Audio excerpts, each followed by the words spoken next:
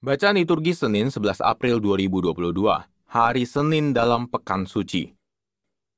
Bacaan dari kitab Yesaya. Beginilah firman Tuhan. Lihat, itu hambaku yang kupegang, orang pilihanku yang kepadanya aku berkenan. Aku telah menaruh rohku ke atasnya, supaya ia menyatakan hukum kepada bangsa-bangsa. Ia tidak akan berteriak atau menyaringkan suaranya, atau memperdengarkan suaranya di jalan. Buluh yang patah terkulai tidak akan diputuskannya, dan sumbu yang pudar nyalanya tidak akan dipadamkannya. Tetapi dengan setia ia akan menyatakan hukum. Ia sendiri tidak akan menjadi pudar dan tidak akan patah terkulai, sampai ia menegakkan hukum di bumi. Segala pulau mengharapkan pengajarannya. Beginilah firman Allah Tuhan yang menciptakan langit dan membentangkannya, yang menghamparkan bumi dengan segala yang tumbuh di atasnya, yang memberikan nafas kepada umat manusia yang menghuninya, dan nyawa kepada mereka yang hidup di atasnya. Aku, Tuhan, telah memanggil engkau untuk maksud penyelamatan. Aku telah memegang tanganmu, aku telah membentuk engkau dan membuat engkau menjadi perjanjian bagi umat manusia, menjadi terang untuk bangsa-bangsa, untuk membuka mata yang buta, untuk mengeluarkan orang hukuman dari tempat tahanan, dan mengeluarkan orang-orang yang duduk dalam gelap dari rumah penjara. Demikianlah sabda Tuhan, syukur kepada Allah. Tuhan adalah terang dan keselamatanku. Tuhan adalah terang dan keselamatanku. Tuhan adalah terang dan keselamatanku, kepada siapakah aku harus takut?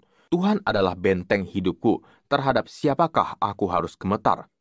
Tuhan adalah terang dan keselamatanku. Ketika penjahat-penjahat menyerang untuk memangsa aku, maka lawan dan musuh itu sendirilah yang tergelincir dan jatuh. Tuhan adalah terang dan keselamatanku. Sekalipun tentara berkemah mengepung aku, tidak takutlah hatiku. Sekalipun pecah perang melawan aku, dalam hal ini pun aku tetap percaya. Tuhan adalah terang dan keselamatanku. Sungguh, aku percaya akan melihat kebaikan Tuhan di negeri orang-orang yang hidup. Nantikanlah Tuhan, kuatkanlah dan teguhkanlah hatimu. Ya, nantikanlah Tuhan. Tuhan adalah terang dan keselamatanku. Terpujilah Kristus Tuhan, Raja mulia dan kekal. Salam ya Raja kami, hanya Engkaulah yang mengasihi kesesatan-kesesatan kami. Terpujilah Kristus Tuhan, Raja mulia dan kekal. Inilah Injil suci menurut Yohanes, dimuliakanlah Tuhan. 6 hari sebelum Paskah, Yesus datang ke Betania, tempat tinggal Lazarus yang ia bangkitkan dari antara orang mati. Di situ diadakan perjamuan untuk dia. Marta melayani dan salah seorang yang turut makan dengan Yesus adalah Lazarus.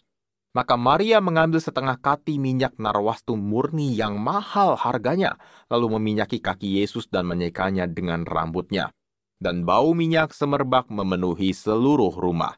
Tetapi Yudas Iskariot, seorang dari murid-murid Yesus yang akan segera menyerahkan dia, berkata, "Mengapa minyak narwastu ini tidak dijual 300 dinar dan uangnya diberikan kepada orang-orang miskin?" Hal itu dikatakannya bukan karena ia memperhatikan nasib orang-orang miskin, melainkan karena ia adalah seorang pencuri. Ia sering mengambil uang yang disimpan dalam kas yang dipegangnya. Maka kata Yesus, "Biarkanlah dia melakukan hal ini mengingat hari penguburanku, karena orang-orang miskin selalu ada padamu, tetapi aku tidak akan selalu ada pada kamu." Banyak orang Yahudi mendengar bahwa Yesus ada di Betania. Maka mereka datang bukan hanya karena Yesus, melainkan juga untuk melihat Lazarus yang telah dibangkitkannya dari antara orang mati. Lalu imam-imam kepala bermufakat untuk membunuh Lazarus juga. Sebab karena dialah banyak orang Yahudi meninggalkan mereka dan percaya kepada Yesus. Demikianlah sabda Tuhan, terpujilah Kristus.